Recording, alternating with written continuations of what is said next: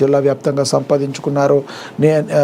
ఆపదలో ఉన్న వారికి నేనున్నానంటూ తను సహాయం చేస్తూ ఎప్పుడు కూడా కష్టాల్లో ఉన్నవారికి తను అండగా ఉంటారు. అదే వాళ్ళ సుఖాల్లో కూడా పాలు పంచుకుంటూ ఎవరికైతే వివాహాది వేడుకలు ఏవైతే జరుగుతాయో అక్కడికి మరి పిలిచిన వాళ్ళ దగ్గరికి వెళ్ళి మరి వాళ్ళ జంటని వధూవరులను మనసారా ఆశీర్వదించి కందిసీనన్న కానుకిచ్చి వాళ్ళకి విషెస్ చెప్పి రావడం అనేది కందిసీనానికే చెల్లింది.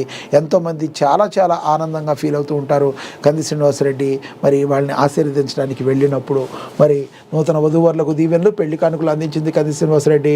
ప్రజాసేవే పరమార్థంగా భావించి నిస్వార్థ రాజకీయ నాయకుడు, Adilabad Congress party assembly incharge Kandi Srinivasa Reddy అనేక సామాజిక సేవా కార్యక్రమాలతో నియోజకవర్గంలోని ప్రతి కుటుంబానికి చేరువైన ఆయన ప్రజల ప్రేమాభిమానంతో ఆహ్వానించే వివాది శుభకార్యాలకు హాజరవుతూ ఆయా కుటుంబాల సంతోషాన్ని నింపుతారు. ఆదివారం ఆదిలాబాద్ పట్టణంలోని పలు ఫంక్షన్ హాల్లో జరిగిన వివాహాది శుభకార్యాలకు స్థానిక శ్రేణులతో కలిసి హాజరయ్యారు. ఆయనకు వధూవరులు కుటుంబ సభ్యులు స్వాగతం పలికి వేదికపైకి తీసుకెళ్లారు. నూతన వధూవరులను ఆశీర్వదించి పెళ్లి కానుకను బహుకరించారు. వధూవరుల కుటుంబ సభ్యులకు శుభాకాంక్షలు తెలిపారు. ఆయన వెంట ఆత్మ కమిటీ చైర్మన్ సంతోష్రావు, శ్రీలేఖ, రఫీక్, బోర్ల శంకరయ్య, సుధాకర్ గౌడ్, తుమ్మల చందు, షకీల్, రవీందర్ రెడ్డి, అరవింద్ తదితరులు ఉన్నారు.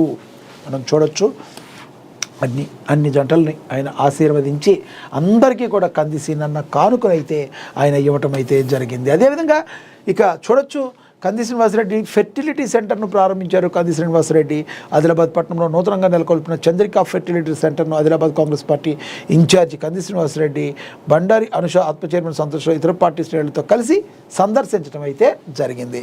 అదేవిధంగా కంది శ్రీనివాసరెడ్డి ఆధ్వర్యంలో ఇఫ్తార్ విందు పెద్ద సంఖ్యలో హాజరైన ముస్లిం మత పెద్దలు మరి ఇఫ్తార్ విందులో పాల్గొన్నారు. పవిత్ర రంజాన్ మాసంలో ఉపవాసం పాటించే ముస్లిం సోదరులకు Adilabad Congress party assembly incharge Kandi Srinivasa Reddy ఇఫ్తార్ విందుతో ఉపవాస దీక్షను విరమింపజేశారు. ఆదివారం తన క్యాంపు కార్యాలయం ప్రజాసేవ భవన్లో ఏర్పాటు చేసిన ఇఫ్తార్ విందుకు పట్టణంలోని ముస్లిం మత పెద్దలు, మైనార్టీ నాయకులు, కంది శ్రీనివాసరెడ్డి అభిమానులు పెద్ద సంఖ్యలో హాజరయ్యారు.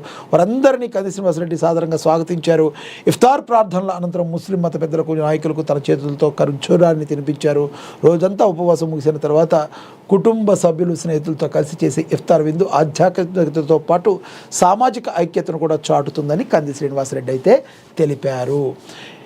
ఇంకా ఓవరాల్గా చూసుకుంటే మనకి తెలుసు. అదేవిధంగా రోడ్డు ప్రమాదంలో గాయపడిన వ్యక్తిని కంది శ్రీనివాసరెడ్డి పరామర్శించారు. బోరజ్ జైనద్ రహదారి మధ్యలో బైక్ ప్రమాదంలో వ్యక్తి కింద పడిపోయారు. అదే దారిలో జైనద్ వెళుతున్న Adilabad Congress party assembly incharge Kandi Srinivasa Reddy చూసిన వెంటనే కారు దిగి కింద పడి ఉన్న వ్యక్తిని పరామర్శించారు. మంచినీరు తాగించి ఆటోలో ఆసుపత్రికి పంపించారని కూడా ప్రచురించారు. ఇక బాధలో బాసటగా బాధిత కుటుంబాలకు అండగా ఉంటారు Adilabad Congress party assembly incharge Kandi Srinivasa Reddy.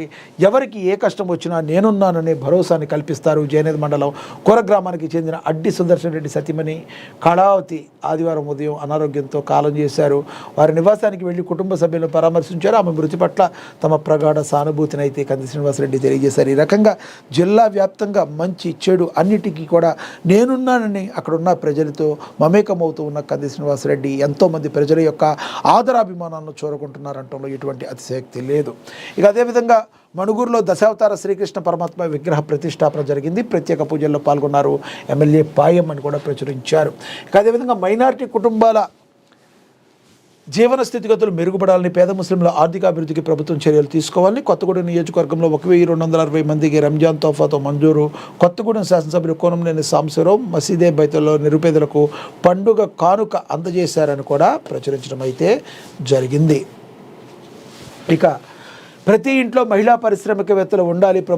ప్రభుత్వాల కృషి వల్ల మహిళలకు రాజకీయాల్లో సముచిత స్థానం ఉంటుందని అంతర్జాతీయ మహిళా దినోత్సవం రోజు మరి భద్రాద్రి లో జరిగింది. ప్రతి ఇంట్లో కూడా మహిళా పారిశ్రామికవేత్త ఉండాలని పలువురు వక్తలు అయితే పేర్కొనడం అయితే జరిగింది. ఇక రాష్ట్ర వ్యాప్తంగా కూడా ఉమెన్స్ డే పండుగ వాతావరణంలో ఉమెన్స్ డేను జరుపుకున్నారు. అందరూ కూడా ఉమెన్కి గౌరవ మర్యాదలు ఇస్తూ ఏ రకంగా ఉండాలనేది దిశానిర్దేశం అయితే చేశారు. ఒక్కరోజు స్ట్రాంగ్ ఏంటి, ఇప్పటికీ ఉన్నారు అనసూయ. అంతర్జాతీయ మహిళా దినోత్సవం సందర్భంగా టాలీవుడ్ నటి అనసూయ ప్రత్యేక వీడియోను షేర్ చేశారు. ఈరోజు మీరు ఏం చేయబోతున్నారని చాలామంది అడుగుతున్నారని తెలిపారు. ఈ ఒక్కరోజు మాత్రమే కాదు, ప్రతిరోజు మహిళదే అన్నారు.